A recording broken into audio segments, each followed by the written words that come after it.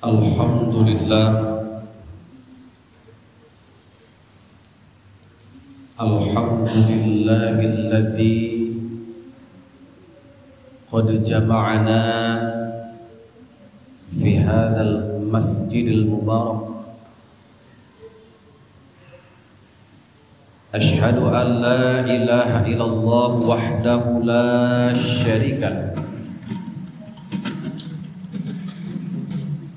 wa ashhadu anna Muhammadan abduhu wa rasuluh. Allahumma salli wa sallim ala sayyidina Muhammadin alladhi qad hamalana minal zulumati ilal nur wa minal batil ilal haq wa ala alihi wa ashabihi ajma'in, amma ba'd. Faya ayuhan nas, usikum wa nafsi bitaqwallah, faqad fazal muttaqun. Wa qala Allah Ta'ala fi kitabih syarif, a'udzu billahi minasy syaithanir rajim, bismillahir rahim, wa annahu huwa aghna wa aqna. Shadaqallahul azim wa sadaqan nabiyul karim wa nahnu ala dzalika minasy syahidin wasyakirin. Saudara-saudara sekalian yang dirahmati Allah, rasa syukur dan rasa bahagia kita lafazkan kehadirat Allah Subhanahu wa ta'ala atas kelimpahan nikmat yang diberikannya kepada kita tanpa berhenti dan tetap terus akan diberi kepada kita nantinya. Salawat dan salam kita sampaikan kepada Sayyidina Muhammad sallallahu alaihi wasallam. Semoga kita dapat mengikuti prinsip-prinsip kebaikan, jejak-jejak budi pekerti yang luhur yang diwariskan Nabi kita Rasulullah Muhammad sallallahu alaihi wasallam. Suatu hari salah seorang filosof Yunani bernama Thales, dia terlihat berpikir keras, badannya tidak begitu rapi, terlihat lusuh. Orang-orang pada mencibir Thales tersebut. Ini orang seperti tidak ada kerjaan, hanya menggunakan tangannya lalu dia meletakkan jarinya ke keningnya, dan dia hanya berpikir dan berpikir setiap hari. Orang-orang melihatnya seperti itu, sampai ada yang menanyakan kepadanya, Thales, kamu kenapa setiap waktu terlihat seperti orang yang berpikir saja? Apa yang sedang kamu pikirkan itu? Lalu dia mengeluarkan sebiji buah zaitun. Ini yang sedang aku pikirkan, buah zaitun ini. Ngapain kamu memikirkan buah yang tidak ada manfaatnya itu? Karena pada waktu itu buah tersebut belum diketahui ada manfaat. Inilah yang sedang aku pikirkan, kata Thales. Dan karena aku berpikir seperti ini, aku telah menanam buah zaitun ini, satu kebun banyaknya. Orang-orang pada tertawa. Lalu dia ungkapkan rahasia manfaat buah zaitun tersebut ternyata buah itu bisa diolah menjadi minyak yang bermanfaat untuk makanan, masakan, ataupun manfaat-manfaat yang lainnya. Thales ketika itu merasa dirinya ya biasa-biasa saja karena dia hanya berpikir saja. Dan yang lain begitu kagum, yang tadinya mencibir berbalik memuji kemampuan Thales tersebut mengungkap manfaat buah zaitun. Lalu Thales bilang, kalau kalian mau buah zaitun ini, itu satu kebun, ambil aja. Aku mau berpikir lagi, apa manfaat-manfaat yang lain yang ada di semesta alam ini. Dari cerita ini dapat kita ambil satu konklusi bahwa kekayaan pada dasarnya adalah datang dari pemikiran, sebuah mental. Ketika kita terbiasa memupuk mental miskin dalam pikiran kita, maka kemiskinan itulah yang akan tercipta. Karena dengan kita berpikir, kita akan menghasilkan, dan dengan menghasilkan, maka kita akan memperoleh kekayaan. Pada kesempatan yang terbatas ini, saya ingin menyampaikan satu tema khutbah kita adalah konsep kekayaan. Di dalam surat An-Najm ayat 48, Allah Subhanahu wa taala berfirman, Bismillahirrahmanirrahim, wa annahu huwa aghna wa aqna. Yang artinya, dan bahwa sesungguhnya Allah itu dialah yang aghna, mengayakan, wa aqna, mencukupi.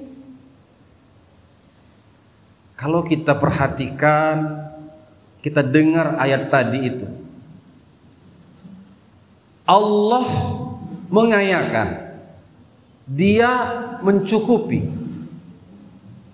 Ternyata dalam redaksi ayat itu tidak ada Allah memiskinkan. Berarti kehidupan yang bisa kita capai sesuai dengan konsep tadi, bahwa yang dikehendaki oleh Allah itu dalam dunia ini dua. Kalau enggak kaya, cukup. Kaya dan cukup itu kan agak berbeda. Kalau cukup, kebutuhan-kebutuhan hidup kita bisa kita penuhi. Rezeki kita ada. Enggak kaya-kaya kali, enggak konglomerat kali, tapi cukup. Tapi kalau sudah dikatakan dia kaya, berarti kompleks. Harta, uang, tahta. Ini yang namanya kekayaan itu. Nah, konsep kekayaan yang harus kita terima di dalam keberagamaan kita ini adalah bahwa uang, harta itu kita butuhkan di dalam kehidupan kita. Tetapi jangan sampai kita menyalahgunakan harta kekayaan tersebut. Nabi Muhammad SAW di dalam sebuah hadis yang diriwayatkan oleh Imam Al-Bukhari, "Laisal ghina an kathratil a'rad, bal ghinan nafs." Bukanlah kekayaan itu adalah karena banyaknya harta, banyaknya uang saja. Bal ghina, tetapi sesungguhnya kekayaan itu ghinaan nafs, kaya hatinya. Jadi jelas sekali dalam hadis ini bahwa kaya itu bukan hanya sekedar duit ada, rumah ada, mobil ada, harta berlimpah, tapi kaya juga harus diiringi dengan ghinan nafs, kaya hati, kaya jiwa.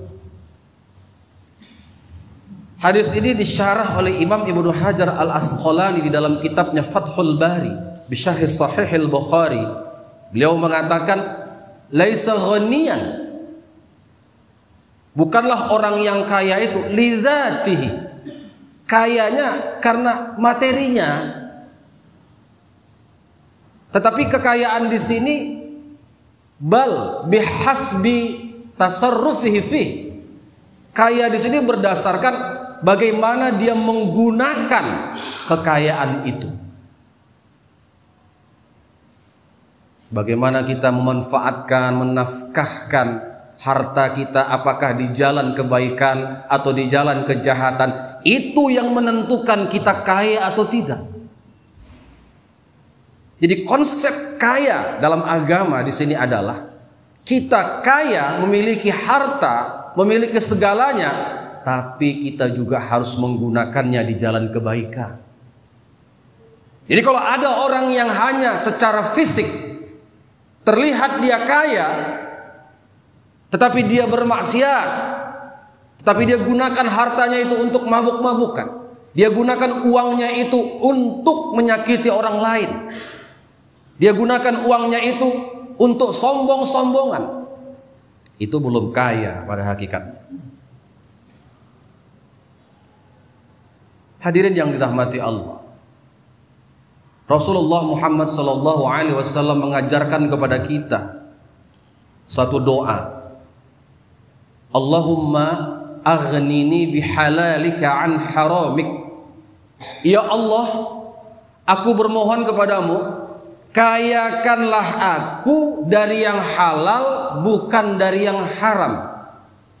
Ini jelas konsep kekayaan yang sejati. Duit ada, tetapi uang tersebut bukan didapat dari yang haram. Uang ada, tetapi jelas penggunaannya, cara kita membelanjakannya, asal dia di jalan kebaikan, itulah kekayaan yang sesungguhnya. Jadi memang tidak ada doa minta miskin. Jelas sekali doa minta kekayaan dari Rasulullah tadi memberikan kita suatu sugesti bahwa kita tidak boleh lemah ekonomi. Kita harus kuat ekonomi. Karena ada orang bilang, nanti banyak uang, banyak godaan, kaya, tetapi akhirnya terjerumus ke dalam narkoba. Kaya, tapi terakhir masuk penjara karena korupsi. Ini sebuah pendapat yang kurang tepat. Jadi menganggap bahwa harta itu setan, uang itu iblis. Tidak tepat. Apakah hanya orang-orang kaya saja yang berbuat jahat? Tidak. Justru kemiskinan juga banyak membuat orang jadi jahat. Kata Mark Twain mengatakan, the lack of money is a root of the evil. Kekurangan uang itu adalah akar dari kejahatan. Jadi memang ketiadaan uang ini justru sebenarnya yang lebih banyak memicu orang untuk berlaku jahat. Maling, pencurian, bahkan korupsi itu termasuk orang-orang yang miskin melakukannya. Kenapa? Karena dia selalu merasa kurang dan kurang. Sekaya apapun seseorang, kalau dia masih menggunakan harta kekayaannya itu di jalan maksiat, dia miskin sejatinya. Tapi kalau dia memang punya uang, dia punya harta, dia gunakan untuk membantu sesama, dia berbagi kepada sesama, dia menolong orang-orang yang membutuhkan, itulah kekayaan sejati. Jadi kita pupuk dulu mental kaya itu, seperti yang dikatakan Nabi tadi, kaya hati. Insya Allah kalau sudah kaya hati kita, sekaya apapun kita selamat. Tapi kalau sudah mental miskin, kaya pula secara finansial, ini yang berbahaya. Kita harus benar-benar mengkondisikan mental kita, hati kita, jiwa kita. Jangan sampai harta kekayaan itu menjerumuskan kita. Jadi kaya dan miskin kedua-duanya bisa menjerumuskan kita ke jalan kejahatan. Tetapi kalau kita memiliki iman, keyakinan terhadap Allah Subhanahu wa taala, maka itu yang akan menolong kita, menyelamatkan kita. Setiap kali kita ingin melakukan satu kejahatan, kita harus mengerem. Itulah fungsi agama, mengerem kita. Begitu ada nampak uang terletak, kita bisa ambil uang itu, rem diri. Ada yang bukan hak kita, jangan kita ambil. Ingat, Allah melihat kita. Jadi rem dalam kehidupan kita. Dan kita tidak perlu dengki dengan rezeki orang lain. Konsep kekayaan itu adalah ketika orang lain terlihat bahagia, terlihat kaya, kita pun alhamdulillah, rezeki-rezeki dia. Alhamdulillah, aku masih cukup. Kita tidak perlu mendengki, tidak perlu kita berpikir hal yang negatif terhadap orang-orang yang tidak kita ketahui, yang memang dia bisa mendapatkan rezeki yang banyak. Cukup kita bersyukur kepada Allah apa adanya, apa yang kita miliki saat ini. Itu sudah menjadi kekayaan hati kita. Kalau kita dengki, itulah tanda miskinnya jiwa kita. Setiap kita punya timeline. Ada waktu khusus tersendiri kita untuk sukses, untuk kaya, ada waktunya. Asal kita mau berusaha, kita tetap terus berdoa, yakin pada Allah Subhanahu wa taala bahwa Dia yang mengayakan kita, Dia yang memberikan kita harta, Dia yang dengan mudah memberikan kita kenikmatan-kenikmatan yang besar. Sekejap saja bagi Dia membuat seseorang itu menjadi kaya. Kita punya jalan takdir kita masing-masing. Yang penting kita syukuri. Asal kita sudah bersyukur dengan apa yang dimiliki saat ini, kita tidak hanya menjalankan konsep kekayaan itu, tetapi kita langsung sudah mempraktekkan apa yang sudah dikonsepkan itu. Jadi konsepnya sederhana, ketika ada harta, ketika ada uang, jangan uang itu atau harta itu digunakan di jalan maksiat atau di jalan kejahatan. Jika itu sudah kita lakukan, maka itulah kekayaan sejati. Dan kita berhak menerima dua surga di dunia ini, di akhirat nanti. Kan itu kata Allah dalam surah Ar-Rahman kan? Waliman khafa maqama rabbih jannatan. Dan bagi orang yang takut pada Tuhannya, maka dia akan mendapatkan jannatani, dua surga. Apa itu? Surga di dunia. Berupa kehidupan yang tenang, kehidupan yang lapang, uang yang berlimpah, kesehatan yang mengagumkan, teman-teman yang luar biasa yang mensupport kita, kehidupan-kehidupan yang menikmatkan, membuat hati kita damai. Itu di dunia. Lebih-lebih lagi nanti di akhirat. Jadi inilah yang harus kita capai. Jadi jangan sampai kita mengejar kesenangan sesaat untuk mencapai kekayaan. Kita menipu orang lain, jangan. Untuk mencapai kekayaan, menggelapkan dana orang lain, jangan. Untuk bisa cepat kaya, korupsi, jangan. Sabar. Karena ketika sesuatu hal yang belum timeline kita, belum jatuh pada takdir kita, tapi kita paksakan dia, maka itu akan hancur berantakan. Seperti anak di dalam kandungan, ada timelinenya, waktunya 9 bulan. Gak bisa anak itu masih 4 bulan dipaksa dia brojol keluar, hancur bayi itu. Dia ada timeline.